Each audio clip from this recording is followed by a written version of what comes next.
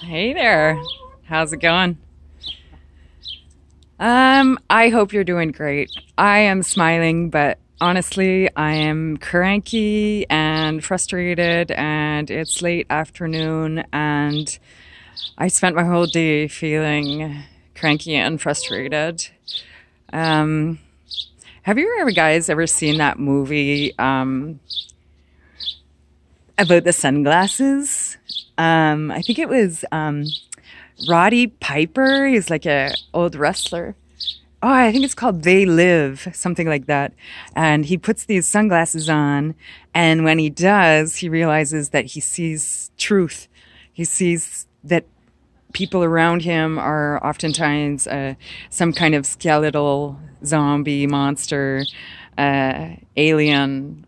I guess they're aliens, skeletal aliens. And he sees subliminal messages everywhere. Well, he sees the truth behind the subliminal message.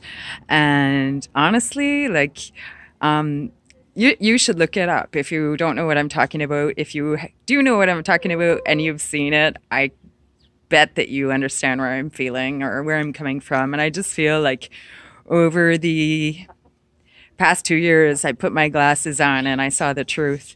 And it's like once you see the things or once you learn the truths, it's like you can't go back. You can't unsee it. You can't just ignore it now. I mean, I try to ignore it sometimes, and it's frustrating. And maybe just this is really doesn't have anything to too much to do with Costa Rica. It's kind of more of a video about. I don't know if I'm exploring a little bit of common law or if it's actually another one of those times where I see the New World Order coming in action, and I see the Green New Deal coming into action. And I don't know, again, if people are watching my channel or this video have any idea what I'm talking about. I believe that some of you do. There's a lot of people that know what I'm talking about. I just don't know if they're here. Yeah, so I'm feeling that kind of stuff. Basically, after I had my breakfast this morning, I got a knock at the door, and I was halfway assuming it was going to be a quarantine officer because I said I was in quarantine. As I mentioned that I am in quarantine. I think I got 2 days left. So I figured it would be one of them, and I was all excited to film him, but hopefully I might catch one tomorrow for you. It was actually a bylaw officer, and apparently I got two complaints figure at the same time. One of them being in regards to my chickens, and the second one in regards to my commercial vehicle, which is a whole other issue. I'm trying to sell it. It's my small business I'm trying to sell, and I can't move out of this country until I sell that. So it's a commercial vehicle. It's like a delivery van, and it's been parked in my driveway for like 4 years. Never had a problem. Never had a problem. And I usually think it's actually on my certificate of occupation. You know, when you have a business registered in the town or to a certain address, you have to have a certificate of occupation for your business. Even though my business doesn't operate at my address, but it permits me to have office space inside, permits me to accord the business to my address. And when I got the permit, it was for the ability to park the vehicle there. And now here we are 4 years later, after a few weird things have been going on in the past days, and boom, voila, I get a couple of complaints. I really do think it's about the chickens. They are scuffing around me, and they have a tendency to go through the fence I have here. The fence, this wall here, they would just like jump over it. So I stuck another piece of cheaply just instant plastic there to stop them. I don't know if they're going to find that hole or not, and they maybe don't have their glasses on to see it. Yeah, so I tried to basically they sneak through there. They free range. My chickens free range. The door's always open for them anyway. It doesn't matter if they can jump over that fence.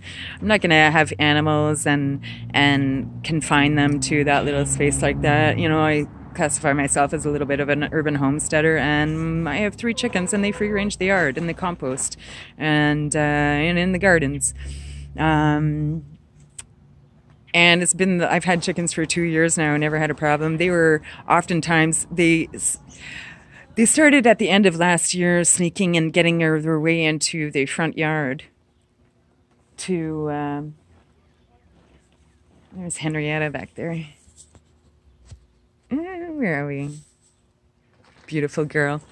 Anyways, they've been sneaking into the front yard, and I've had a couple of neighbors stop by and chat, and the one guy said, "It's so nice to see," you know. He said, "It's so nice to see you got chickens out there." Like, and the other lady, they were just smitten to see them. So you know what? The only person that I think would run a complaint is that neighbor over there, because they literally go in under the bushes, go into his yard and scrape up the grass, you know, which is technically I'm causing tort to that person. I don't know if that's an English word, but I'm causing my actions are having an effect on somebody else. And that's when I think bylaws and regulations and laws shall come into play. And I take responsibility for my chickens going over there, and I hate it when they go over there and they're always breaking down my cheap fences, and so I take responsibility for that, and I don't like it, and that fair is fair. If my chicken's wandering around in my own front yard, how am I causing harm to anyone? Like, where's the complaint coming from? Do people complain about things just for the fun of complaining? Yes, they do, obviously. But you know, I don't think a citizen complained. I don't think so. I think it's the town. I think they just want to. I just think they just don't like me, or they want to see like who's going to complain about this 2 things. Hey, that lady down their road there, that truck's been sitting parked there for 4 years, and I've had enough of looking at it. Like, I don't think it works that way, you know. And by the way, I saw a chicken in her yard the other day. I don't want to look at that. Yeah, so anyways, I'm feeling cranky, and I take responsibility for that, but it just like gets me thinking in my head all day. So yeah, I find it weird that even the bylaw officer said, even the town mayor told me, you know, with your business vehicle parked there, it's okay. You know, I can actually, it's not a delivery business. I actually have a food truck. If anyone's looking to buy a food truck. And I was always told, you know, the mayor was my friend, you know, and she specifically said to me, like, you can go in there and prepare sauce or prepare whatever, as long as we don't get any complaints, you know. But technically, I'm not even allowed to go in the vehicle in my driveway and open a can of soup. That would be operating a commercial business in a residential area.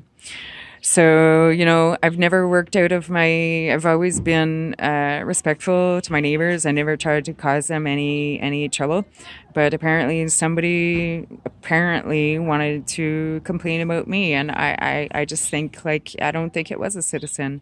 I think it was probably the town. And the thing is, the reason why partly is I kind of think that is the bylaw officer this morning, she said, well, you know, when you got chickens, you paid a permit. You pay a permit for the building, the coop, and then you pay a permit for actually having a chicken.